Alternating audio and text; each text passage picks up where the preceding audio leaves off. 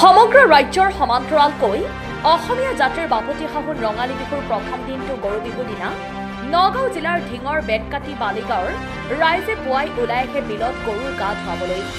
অঞ্চলটোৰ গয়া ৰাইজ সকলোৱে পুৱাই গৰু গা ধুৱাই নোৱাই ধুৱাই ডাঙৰ সৰু সকলোৱে মিলি বিহুমাৰী একতাৰ নিদৰ্শন দাঙি ধৰাৰ লগতে এক সুন্দৰ ভাতৃত্ববোধৰ চানেকি দাঙি ধৰিবলৈ সক্ষম হয়। ভিডিঅ' জাৰ্নেলিষ্ট মৃণালৰ সহযোগত নগাঁৱৰ পৰা বিভূতি বৰাৰ ৰিপৰ্ট বটদ্ৰা লাইভ।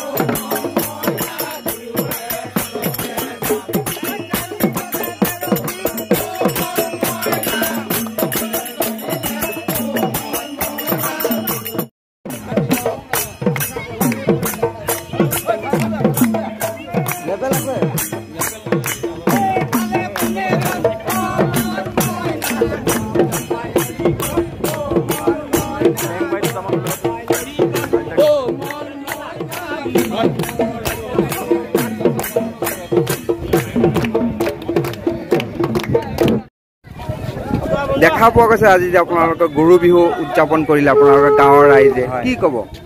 আচ্ছা, আমাৰ বাপতি সাহোন এই ৰঙালী বিহু, আমি এই ৰঙালী বিহুটো পৰম্পৰাগতভাৱে আমি পালন কৰি আহিছোঁ আৰু এই বেতকাটি বালিগাঁও উদয়ন সংঘৰ সৌজন্যত আমি আজি এই বাপতি সাহোন গৰু বিহুটো পালন কৰিছোঁ আৰু বয়োজ্যেষ্ঠ কনিষ্ঠ সকলোকে লগত লৈ পেলাই আজি আমি এই পৰম্পৰাটো ৰক্ষা কৰিছোঁ আৰু গৰু গা ধুৱাইছোঁ আৰু অদূৰ ভৱিষ্যতলৈকে এইখিনি আমি কৰি যাম। আৰু আজি এই মঞ্চৰ পৰা এই বিহুৰ পৰা মই গোটেই অসমবাসীক এটা মংগল কামনা কৰোঁ, যাতে তেওঁলোকৰ জীৱনটো ৰঙালী বিহুৰ দৰে ৰঙীন হৈ যায়, এয়াই মোৰ কামনা। ধন্যবাদ। দেখা পোৱা গৈছে ইতিমধ্যে আপোনালোকে গৰু যি গা ধোৱা পৰ্ব গা ধোৱা পৰ্ব চলিছে আৰু ইতিমধ্যে লাও খোৱা বেঙেনা খোৱা এই পৰ্ব চলি আছে। আপোনালোকে এইটো গাঁৱৰ কিমানখিনি গৰু আনি পেলাই ইয়াতে গা ধুৱাইছে? এইটো আমি গোটেই দুখন গাঁৱৰ যিমান চবৰে গৰু আনি আমাৰ এই পুখুৰীটোতে এইটো কুহ বুলি কয়, ইয়াতে আমি গৰু গা ধুৱাওঁ আৰু ইয়াত আমি এটা দীঘলতি মাখিলতি লৈ আৰু গৰু গা ধুৱাওঁ। লাও খা বেঙেনা খা বছৰে বছৰে বঢ়ি যা, মা সৰু বাপেৰ সৰু। আচ্ছা, আৰু আমাৰ গাই গৰু বিশেষকৈ আমাৰ গাই গৰু খুব বেছি আছে, দমৰা 2-4জন আছে। হাল বোৱা গৰু এই দমৰা আপুনি দেখিছে, আপুনি এইফালে চালে গম পাব যে আমাৰ দমৰা গৰু কেনেকৈ ঢপলিয়াই আছে।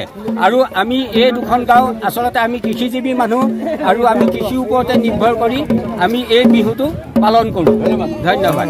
গৰু বিহুৰ দিনাখন যিহেতু আপোনালোকৰ পৰম্পৰা আছে, নীতি নিয়ম আছে যে লাও খা বেঙেনা খা, ইতিমধ্যে আপোনালোকে গৰু গা ধুৱালে, ধুৱাই পেলাই আপোনাৰ এতিয়া যি নীতি নিয়ম কৰি আছে কি ক'ব?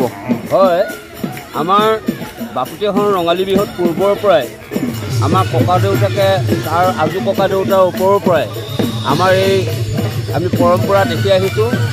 আমাৰ গৰু গা ধুৱালে নিয়মমতে লাও খা বেঙেনা খা বছৰি বছৰি বাঢ়ি যা, মাৰ সৰু বাপেৰ সৰু, তই হবি বৰ গৰু, দীঘলতি দীঘল পাত নাচিব আৰু জাক জাক, এই মন্ত্ৰফাকে আমাৰ গোৱা হয় পূৰ্বৰ পৰা। সেইবাবে আমি এতিয়াও বৰ্তমানেও গাই আহিছোঁ আৰু আগলৈকো আমাৰ এই বাপতি সাহোন বিহুটি ৰক্ষা কৰিবৰ বাবে আমি আগলৈকো এইদৰে কৰি যাম বুলি আশা ৰাখিছোঁ। আজি দেখা পোৱা গৈছে এটা ধুনীয়া এটা সুন্দৰ এটা পৰিৱেশ, আপোনালোকে যি বেতকাটি বালিগাঁৱৰ ৰাইজে মিলি একত্ৰিতভাৱে এই গৰু গা ধোৱা পৰ্বটো চলাইছে, এটা ধুনীয়া এটা পৰিৱেশ। কি ক'ব? গোটেই ৰাইজ ওলাই আহিছে ইয়াতে। ৰঙালী বিহু মানেই হ'ল আমাৰ একতাৰ এনাজৰীৰে বা একতাৰ দোলেৰে আমি বান্ধ খাই গোটেই অসমীয়া জাতিটোক পৰম্পৰাগতভাৱে ৰখা। গতিকে আমি আমাৰ এই দুইখন গাঁৱৰ যিমান ৰাইজ আছে সকলোৱে আহি আমি একেলগে এই পুখুৰীটোতে পূৰ্বৰ পৰাই গৰু গা ধুৱাই আমি এনেদৰে একতাৰ বান্ধোনেৰে আমি একতাৰ দোলেৰে আমি বান্ধ খাই থাকোঁ আৰু মৰম চেনেহ মিলা প্ৰীতি সকলোখিনি আমাৰ মাজত আমি অটুট ৰাখোঁ।